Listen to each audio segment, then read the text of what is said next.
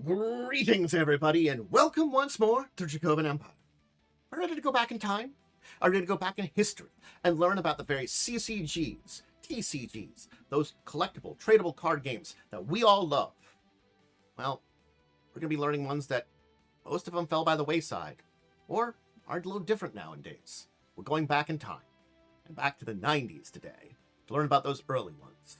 If you're ready to join me, I'm your host, your guide, your emperor here, Tantus Ira Del Dragon, and today's going to be an interesting ride, because we're going to be learning about the Dragon's Wrath, or, as it's also known as, and I'm butchering this name a little bit, La Ira Del Dragon. I believe that's Spanish. It's supposed to be, but also I'm bad at pronouncing any language. La Ira Del Dragon. The Dragon's Wrath. So if you're ready to join me, to learn, I can open up time-space portal. We'll head back to the 90s, 95. Learn about Dragon's Wrath. Take my hand. Shall we get going? Adventure awaits us in the past. Oh, but before we go, I do need one thing from you. Hey, are you subscribed to this channel? If not, please do. Helps out a lot. And let me know if you have any experience with Dragon's Wrath, because it was released in English, though mostly in Europe. Either way, let me know. Let's get going. We arrived back to 1995. And this is an interesting kind of position to be in, because we have to dive in to the Dragon's Wrath. And let's just get started on it, because anything I can say about it just teaches you more about it. There we go. La Ira Del Dragon. This is one of the main packs that you would get, the starter decks that began it all. The fact is, it's out of print. Fournier Nappies, a Spanish company, was the ones that created this. Fournier Nappies still exists to this day, though they're also under Heraclio Fournier. We'll talk about them a little bit today, but again, I'm not really good at a lot of languages beyond English. I'm even bad at English. So I don't have a lot of full translations of everything, but I'll certainly link to their website in the comments in the below in the YouTube side of things. So if you're over on YouTube, you can check that out. I can also provide it to Twitch for live recordings if people are interested in it. But regardless, though, they developed this game and released it originally in Europe.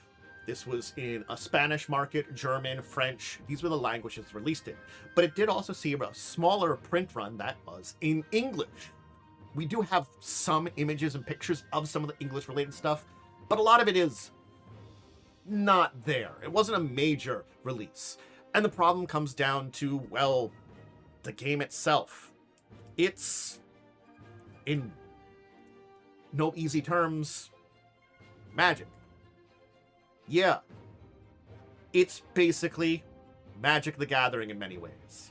And we're going to explore that and explore what we know to a degree as I go over things here. But again, there's a lot that's missing along our journey. I hope maybe somebody in the comments can add some things to pick up little pieces I'm missing that I wasn't able to discover with my not good English sites and also lack of speaking a lot of foreign languages or having good things to translate. Anyway, Frontier, or Fournier. So Fournier has a pretty deep history to talk about briefly. It certainly is a place that has been around for 150 years? Actually, 155 years. I'm sorry. So it has a deep history and plenty of good products. It's based out of Spain, and a lot of what you'll see are basically playing cards, tarot cards, basic tabletop stuff. I think that's the thing you can kind of say about it, what we see now. It doesn't mean they haven't dipped into some other things, but again, they are more of an entertainment company, that just to say that there. And whether at the time the Fournier Nappies was a subgroup or full group, someone who has a deeper understanding of the Spanish language and could let us know in the comments, you can let me know. But they're the people that, well, developed it and eventually didn't anymore. It didn't last long, which we can kind of talk about. We talk about the history. Here are the 4 main decks that came out. These were the introduction decks. These are the ones that came about in all the languages. So we're going to find that, they are a good representation of this product. The fact is, we know it was released in 95 and had 2 basic expansions. We'll talk about the products as we go on here, but only one of those expansions ended up in the US. One had its Spanish and German and French publications too. The second one, I actually can't confirm whether it was in French. I know the first 2 were in all 4 languages, but the second expansion, I'm not sure if it was Spanish or German. But after that, they stopped supporting it, which I can see for a number of reasons. The sheer fact is that the game is basically Magic. We'll talk about the game a little bit here, but it's very Magic coded, so when Magic caught on, replaced it in many ways. It can't compete with something that it's not mimicking, but close to. Similar enough to. Anyway, let's talk about those products. So here's the English versions, the Dragon's Wrath versions, of these 4 main decks. This was the base set. The base set only had 134 cards spread across these 5 decks, each one representing the four different colors that existed in these sets. Of course, it was blue, green, red, and the other one's technically a white, but I think it's supposed to be black. The colors are weird. Yeah. It's supposed to be red, blue, green, black, technically. But again, if you look at them, the black pack is yellow in color, and the cards look kind of gray, whitish gray. We'll see them. But this was the first product that did come out. I did get a nice picture of the back here, but it is unfortunately, again, not in English. This basic collection of its 4 decks had, each 50 cards in them, and had a few, definitely had reprints in between them for various places and reprints within the deck. This was the first core set. But it also saw a release, and this was the other English release, of Mercadian. This was also in 1995, and it was a 90-card set with these that were 10-card boosters.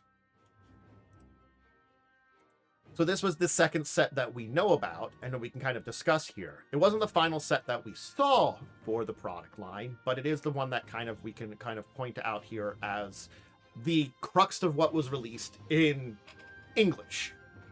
And there are card lists for Mercadian and the base set that you can find online still. To know about all the different types of creatures that are out there and types of cards, which is good. Which I'll kind of go over types of cards and the cards themselves a little bit here, because through some of the checklists, we know what the types are. But again, it's one of those things is because I could only find the rules in German, Spanish, and French. I am not good enough at any of those languages to translate enough of the rules. We'll talk about it today. Now, this is just a group of the packs of back of the packs that are actually in English, with the writing in here, which it says, "Now is the moment. Prepare your troops for combat. Use your power. Annihilate everything." And it's got Napier's Frontier on there. These were the English backed packs, which I was able to find this image here. But this comes us to our last product, which I didn't get a good picture of, which was the final expansion, El Enigma de la Ira, or Enigma just in the German version of it. So, Enigma, we'll call it, because again, I'll go by the easier to say version for me personally. Sorry, I'm English speaker and bad at a lot of languages. I'm bad at English. But yes, the Enigma set, the third one, again, we know it had a release in Spain and in the Spanish language, based out of Spain and Germany. These were European releases. But outside of that, yeah, that was all we kind of saw. And it's also important to say there were other decks released. I think that's the important thing to... Mercadian and Enigma had their packs, but the first 4 decks weren't the only decks that were out there. I'm showing off here's there. There's the yellow, blue, green, red. There's a more... I'll call that orange. There's a more red one and a purple one that were released also. That came along with some of these other sets. Yeah, the initial 4, and then a bunch of other stuff that kind of came out. And that's what we can kind of see from all the different language packs that were eventually released. These were the products that we have. Products that we know about. And yeah. Basics were there. It all came down to it. The 4 decks. Yeah. Mercadian came out with the basic deck, so keep that in mind. Those 90 cards came out with enhancements to that.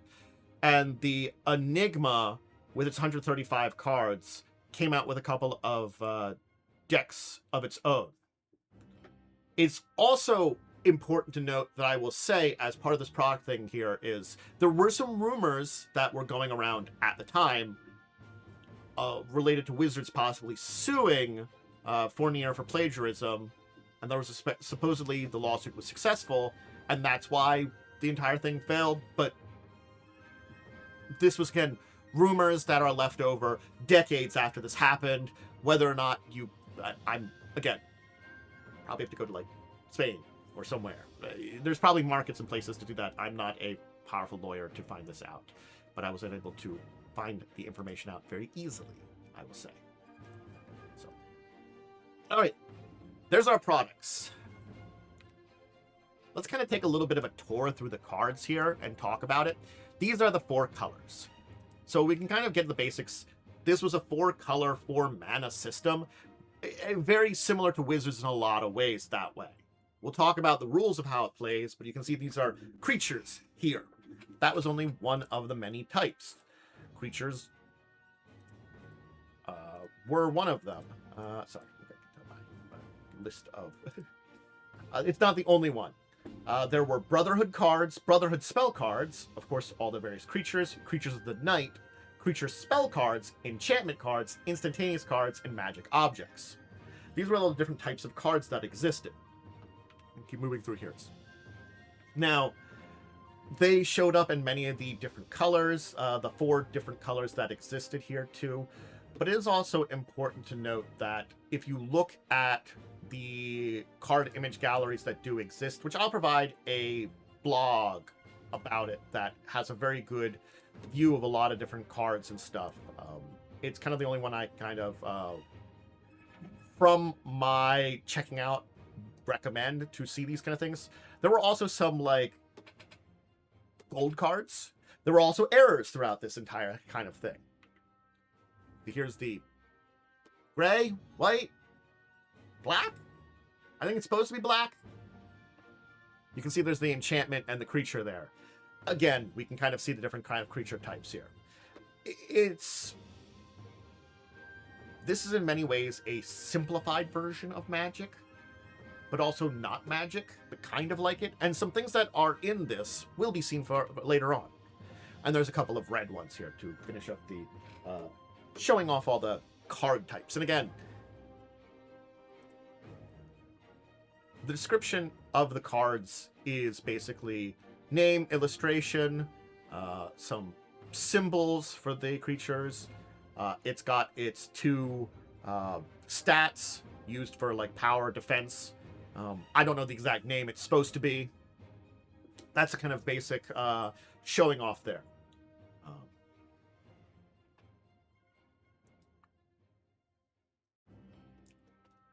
And they do tap the cards, I can say. Which I guess takes us to rules with some... I liked these I was able to find. Again, there's a website. I'll provide a couple of different websites here. But this was a really good one showing off some of the box arts for both the ones that contain the starter packs and some of the booster packs that existed. The sheer fact is, this was in many ways Magic. 4 colors, mana, 2 dueling wizards. But the thing is, other than your creatures enchantments, creature spells, there were objects. Objects are equipment for magic. But in this game, years earlier, it's an object that a creature could carry. But if an enemy creature killed that creature with an object, they could take it too. But the only creatures that could use objects had to have a hand symbol on them. Yeah, if you had a hand symbol, you could hold an object. So, again, there's a bunch to these rules that I can't really go over to because I don't speak the language. But there's like 6 pages of rules. It's not a complex game. And some sites that I will provide will have links to rules. Again, the blog I found from years ago, that one you can translate in English, or if you know Spanish, you can read it, and that'll provide some basic rules in the comments below. It's a rarity that I have one of these videos. There's another one that I can't give you the full rules on. I give you the basics of how the game worked today, but it's because maybe that lawsuit did happen. I don't know. And then one more box here, because I do like these boxes here. I guess that's why we should talk about this and take a step back. Because I still wanted to talk about it, even though there was a lot that I normally have for these videos I couldn't discuss. This is a game that had success to a degree in Europe. Much more than in its English version. It had an English release, but this was basically a European version of Magic the Gathering in a lot of ways. And so it had its time in the sun before Magic really picked up outside and began to go to other countries. And maybe they were sued because they were close enough and just settled and stopped doing it. Because again, they're an old company. They do a lot of other tabletop stuff. They got their card games and all the other different things they do. Maybe they didn't need this. Or was attempt to go into another market. I can't.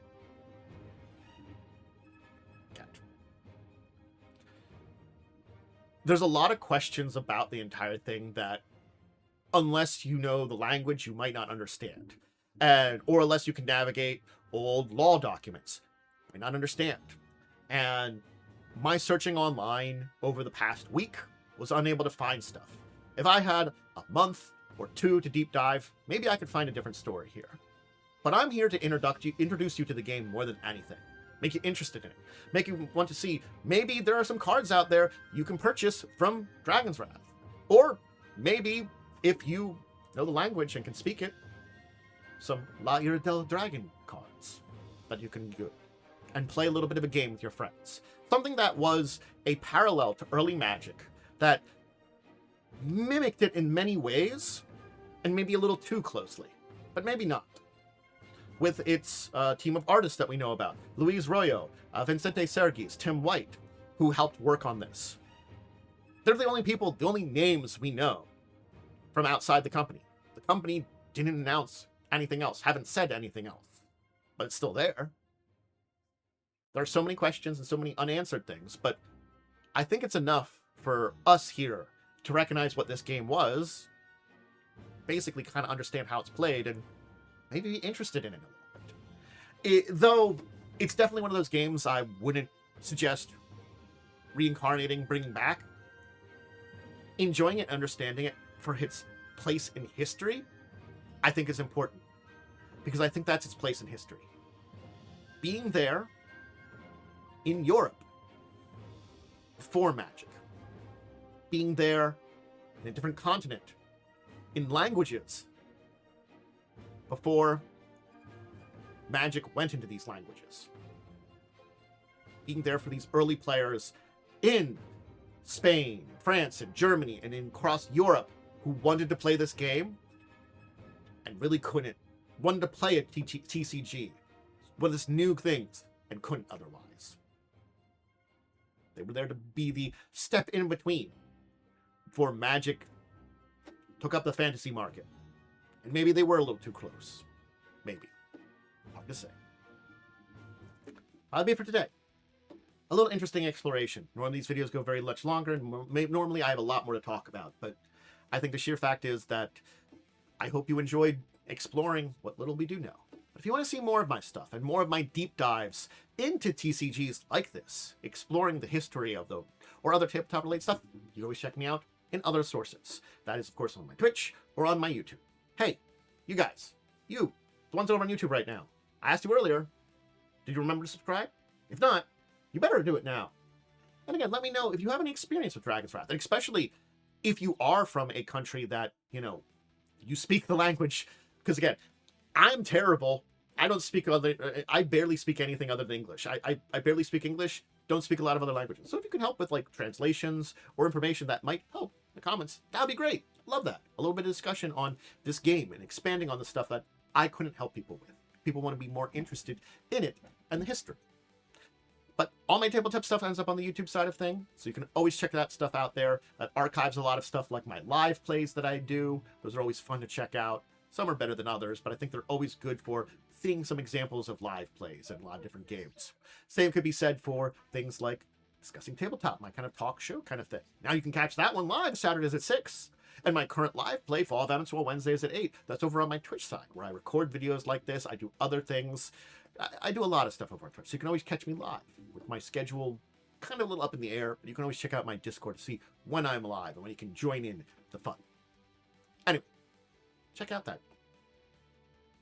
social media. Check out that Discord. But until the next time, we dive into the past or something else tabletop related. I bid all of you out there a deep and wonderful farewell.